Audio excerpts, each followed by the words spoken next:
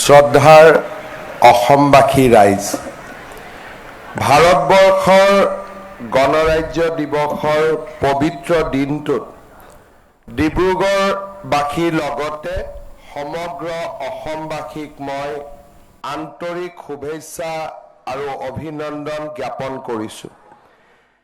এই ত্ৰিৰংগ পতাকাৰ তলত থিয় হৈ মই জাতিৰ পিতা মহামানৱ মহাত্মা গান্ধীৰ লগতে সেইসকল মহান ভাৰতীয়ৰ প্ৰতি শ্ৰদ্ধা নিবেদন কৰিছোঁ, যিসকলৰ ত্যাগৰ ফলত আমাৰ দেশে গণৰাজ্যৰ অনন্য পৰিচয় লাভ কৰিলে।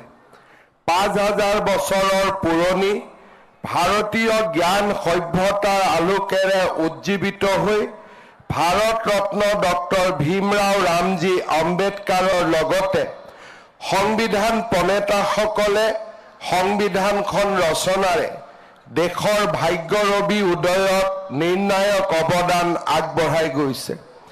মই বাবা চাহেব আম্বেদকাৰ সমন্বিতে সংবিধান সভাৰ প্ৰতিগৰাকী সদস্যাৰ শ্ৰদ্ধাৰে স্মৰণ কৰিছোঁ।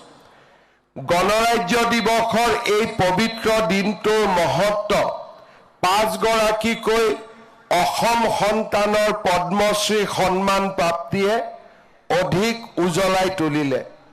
যোৱাকালি ভাৰতবৰ্ষৰ মহামান্য ৰাষ্ট্ৰপতি মহোদয়াই অসমৰ ৰাজনৈতিক আৰু সামাজিক জীৱনৰ বৰেণ্য ব্যক্তিত্ব সদ্য প্ৰয়াত গোবিন্দ পুৰকায়স্থদেৱৰ লগতে বিশিষ্ট সত্ৰীয়া শিল্পী হৰিচৰণ শইকীয়া, এৰী আৰু ৰেচম বিশেষজ্ঞ যোগেশ দেউৰী, প্ৰসিদ্ধ ভাস্কৰ্য শিল্পী আৰু কলা নিৰ্দেশক নুৰুদ্দিন আহমেদ আৰু প্ৰসিদ্ধ লোকশিল্পী পখিলা লেখথেপী ডাঙৰীয়ানীক 2026 বৰ্ষৰ পদ্মশ্ৰী সন্মান প্ৰদান কৰিছে। মই প্ৰয়াত গোবিন্দ পুৰকায়স্থদেৱৰ পৰিয়ালবৰ্গৰ লগতে পদ্ম সন্মান প্ৰাপক প্ৰতিগৰাকী বিশিষ্ট ব্যক্তিক আন্তৰিক অভিনন্দন জ্ঞাপন কৰিছোঁ। গণৰাজ্য দিৱসৰ উদযাপনে আমাৰ দেশৰ সংবিধানখনৰ প্ৰতি আনুগত্যশীল হ'বলৈ আমাক প্ৰেৰণা যোগাই আহিছে। আমাৰ দেশৰ সংবিধান ৰচনাৰ প্ৰয়াসৰ আৰম্ভণি হৈছিল 1895 চনত। লোকমান্য বাল গংগাধৰ তিলকৰ অনুপ্ৰেৰণাত প্ৰস্তুত হোৱা হোম ৰুল বিল আছিল সংবিধান প্ৰণয়নৰ প্ৰথম প্ৰয়াস। 1928 চনত মতিলাল নেহেৰুৰ অধ্যক্ষতাত গঠিত এখন সমিতিয়ে চাইমন কমিছনৰ সন্মুখত স্বাধীন ভাৰতৰ সংবিধানৰ এটা ৰূপৰেখা আগবঢ়াইছিল। তাৰ পাছত 1935 চনৰ ভাৰত চৰকাৰ আইনৰ জৰিয়তে যুক্তৰাষ্ট্ৰীয় শাসন ব্যৱস্থা আৰু দায়বদ্ধ চৰকাৰৰ ধাৰণা প্ৰৱৰ্তন হয়। 1946 চনত কেবিনেট মিছন প্লেনৰ অধীনত দেশৰ সংবিধানৰ প্ৰণয়নৰ এখন সংবিধান সভা গঠিত হয়। এই সংবিধান সভাই 1946 চনৰ 13 ডিচেম্বৰ তাৰিখে সংবিধান ৰচনাৰ কাম আনুষ্ঠানিকভাৱে আৰম্ভ কৰে। ভাৰতৰ সংবিধান প্ৰণয়ন প্ৰক্ৰিয়াত অসমেও উল্লেখযোগ্য ভূমিকা আগবঢ়াইছিল। সংবিধান সভাত লোকপ্ৰিয় গোপীনাথ বৰদলৈয়ে উত্তৰ পূব সীমান্ত আৰু জনজাতি প্ৰধান অঞ্চলসমূহৰ উপ সমিতিৰ নেতৃত্ব বহন কৰিছিল। বাবা চাহেব আম্বেদকাৰ ভাৰতীয় সংবিধানৰ মূল ৰূপকাৰ। জৱাহৰলাল নেহেৰুৰ প্ৰাৰম্ভিক আপত্তি সত্ত্বেও মহামানৱ মহাত্মা গান্ধীৰ আস্থা আৰু বিশ্বাসৰ ফলতেই বাবা চাহেব আম্বেদকাৰে খচৰা সমিতিৰ নেতৃত্ব লাভ কৰিছিল। সংবিধান খচৰা প্ৰস্তুত কৰিবলৈ নিৰ্বাচিত 296 জন সদস্যৰ প্ৰথম তালিকাত আম্বেদকাৰৰ নামো অন্তৰ্ভুক্ত নাছিলে। পৰৱৰ্তী সময়ত সংবিধান সভাৰ সদস্য আৰু সংবিধানৰ খচৰা সমিতিৰ অধ্যক্ষৰ দায়িত্ব বাবা চাহেব আম্বেদকাৰে মহামানৱ মহাত্মা গান্ধীৰ আস্থাৰ ফলতে লাভ কৰে। সংবিধান প্ৰণেতাসকলৰ মহৎ প্ৰচেষ্টাৰ বিপৰীতে তদানীন্তন কংগ্ৰেছ চৰকাৰসমূহে আৰম্ভণিৰে পৰা সংবিধানৰ শৰীৰ আৰু আত্মাক আঘাত কৰিব বিচাৰিছিল। ভাৰতৰ সংবিধানৰ মূল প্ৰতিলিপিটো সুন্দৰ হাতৰ আখৰেৰে আৰু অংগ সজ্জাৰে সুশোভিত কৰি তুলিছিল ৰাম মনোহৰ সিনহা আৰু নন্দলাল বসুৰ দৰে শান্তি নিকেতনৰ শিল্পীসকলে। ছবিখনত ভগৱান ৰামচন্দ্ৰ আৰু শ্ৰীকৃষ্ণৰ ৰূপ আছিল। আমাৰ দেশৰ গণৰাজ্যৰ যি দীঘলীয়া ইতিহাস, ভাৰতীয় সভ্যতা সংস্কৃতিৰ তাৰ প্ৰতিফলন আছিল।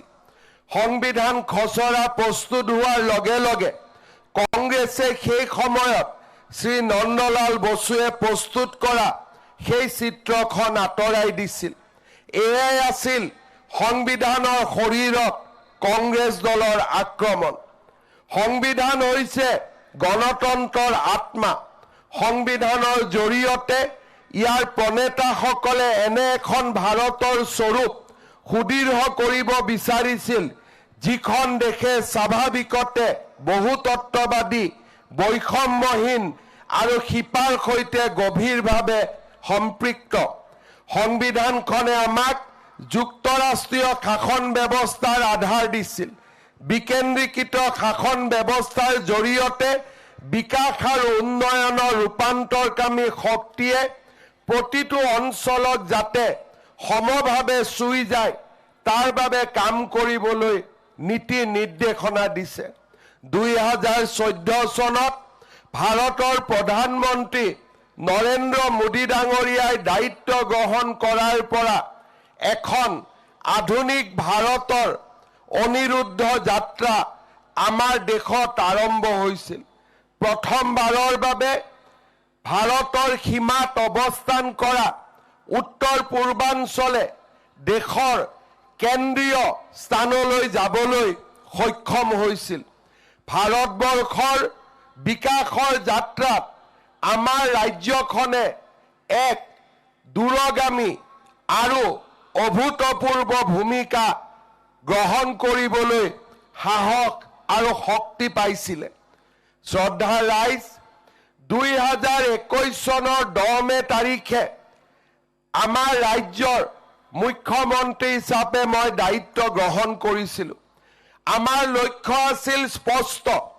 আমি এখন অসম নিৰ্মাণ কৰিম, যিখন অসম অটল হৈ থাকিব, যিখন অসম অবিচল হৈ থাকিব আৰু যিখন অসমে অগ্ৰগামী গতিৰে অসমৰ বিকাশৰ অনিৰুদ্ধ যাত্ৰাক আগবঢ়াই লৈ যাব। আজি আমি স্পষ্টভাৱে মনত পেলাব পাৰোঁ, আমাৰ ৰাজ্যত স্বাধীনতা দিৱস আৰু গণতন্ত্ৰ দিৱস উদযাপন হৈছিল বন্ধ, বয়কট, ধৰ্ণা, ধৰ্মঘটৰ মাজেৰে। আমাৰ ৰাজ্যত স্বাধীনতা দিৱস আৰু গণতন্ত্ৰ দিৱস উদযাপন হৈছিল বন্দুক, গ্ৰেনেড আৰু বোমা বিস্ফোৰণৰ দৰে অনাৱশ্যক ঘটনাৰাজিৰ মাজত।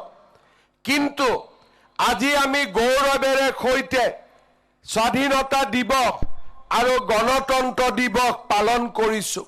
বন্দুক, গ্ৰেনেড আৰু বোমা বিস্ফোৰণৰ বিভীষিকাৰ মাজত নহয়, সমতা, ঐক্যতান আৰু বিকাশৰ জয়গান গাই এখন নতুন অসমৰ বুকুত আজি আমি স্বাধীনতা দিৱস আৰু গণতন্ত্ৰ দিৱস পালন কৰিছোঁ। শ্ৰদ্ধা ৰাইজ, দ্বিতীয়বাৰৰ বাবে এই ঐতিহাসিক ডিব্ৰুগড়ৰ কেন্দ্ৰীয় গণৰাজ্য দিৱসত পতাকা উত্তোলনৰ সৌভাগ্য মোৰ প্ৰাপ্তি হৈছে। মই ডিব্ৰুগড়বাসী ৰাইজক অত্যন্ত বিনম্ৰতাৰে সৈতে জনাব বিচাৰিছোঁ যে অহা 30 জানুৱাৰী তাৰিখে ভাৰতৰ কেন্দ্ৰীয় গৃহমন্ত্ৰী অমিত শ্বাহ ডাঙৰীয়াই ডিব্ৰুগড়ত ৰাজ্যৰ অসম বিধানসভাৰ চৌহদৰ আধাৰশিলা স্থাপন কৰিব।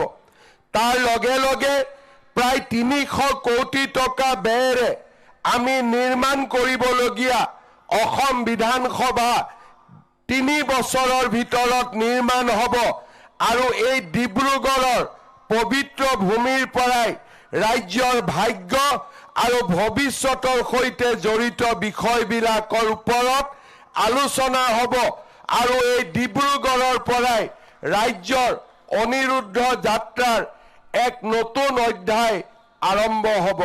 মই ডিব্ৰুগড়বাসী ৰাইজক অহা 30 জানুৱাৰী তাৰিখৰ অনুষ্ঠানত যোগদান কৰাৰ বাবে বিনম্ৰতাৰে সৈতে আহ্বান জনাম।